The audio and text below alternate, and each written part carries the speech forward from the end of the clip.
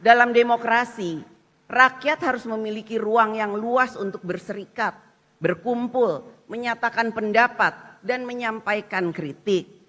Kini, kritik rakyat hadir dalam berbagai bentuk yang kreatif dan memanfaatkan kemajuan teknologi, khususnya media sosial sebagai corong suara publik.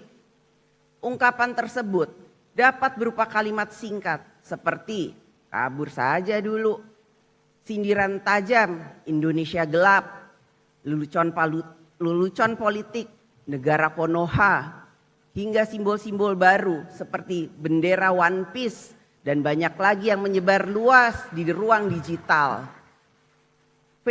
Fenomena ini menunjukkan bahwa aspirasi dan keresahan rakyat kini disampaikan dengan bahasa zaman mereka sendiri.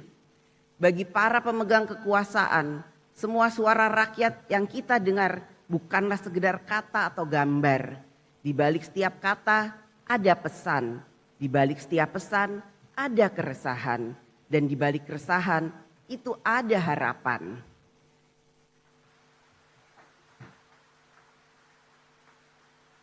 Karena itu, yang dituntut dari kita semua adalah kebijaksanaan.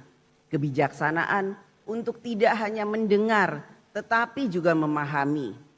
Kebijaksanaan untuk tidak hanya menanggapi, tetapi merespon dengan hati yang jernih dan pikiran yang terbuka. Kita semua berharap apapun bentuk dan isi kritik yang disampaikan rakyat tidak boleh menjadi bara yang membakar persaudaraan Indonesia. Kritik tidak boleh menjadi api yang memecah belah bangsa. Sebaliknya, kritik pun harus menjadi cahaya yang menerangi jalan kita bersama. Kritik dapat keras dalam substansi dan menentang keras kebijakan. Akan tetapi, kritik bukan alat untuk memicu kekerasan, kebencian, menghancurkan etika dan moral masyarakat, apalagi menghancurkan kemanusiaan. Gunakanlah ruang kritik itu sebagai sarana untuk menyadarkan penguasa, memperbaiki kebijakan, menuntut tanggung jawab, dan mendorong kemajuan bagi seluruh anak bangsa. Hadirin sidang yang saya hormati dan muliakan, kekuasaan eksekutif, legislatif, dan yudikatif harus dibagi. Bukan untuk saling melemahkan, melainkan untuk memastikan tidak ada satupun kekuasaan pun yang berdiri di atas yang lain.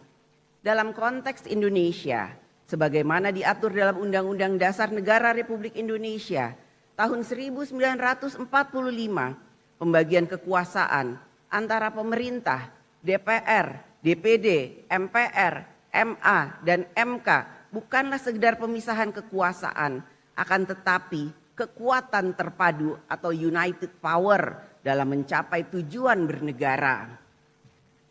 Kekuasaan eksekutif, legislatif, dan yudikatif bukanlah tiga kutub yang saling berseberangan, melainkan tiga pilar dari satu bangunan yang sama, yaitu bangunan kedaulatan rakyat. Seperti sebuah orkestra konstitusional, meskipun kadang-kadang nadanya sumbang, semua komponen harus tetap menyanyikan satu lagu yang sama, yaitu Indonesia Raya.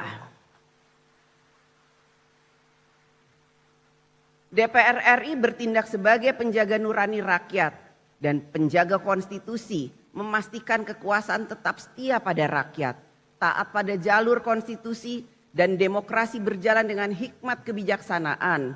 DPD RI menjadi penyambung aspirasi daerah di tingkat nasional, menghimpun, menyalurkan, dan mengartikulasikan aspirasi masyarakat daerah dalam kerangka Negara Kesatuan Republik Indonesia. Mahkamah Agung dan Mahkamah Konstitusi merupakan penjaga supremasi hukum sekaligus bagian dari sistem demokrasi yang beradab yang menjalankan kewenangannya secara konsisten tanpa melampaui batas wewenang yang telah diatur konstitusi. Oleh karena itu, DPR RI dalam menjalankan fungsi legislasi, pengawasan,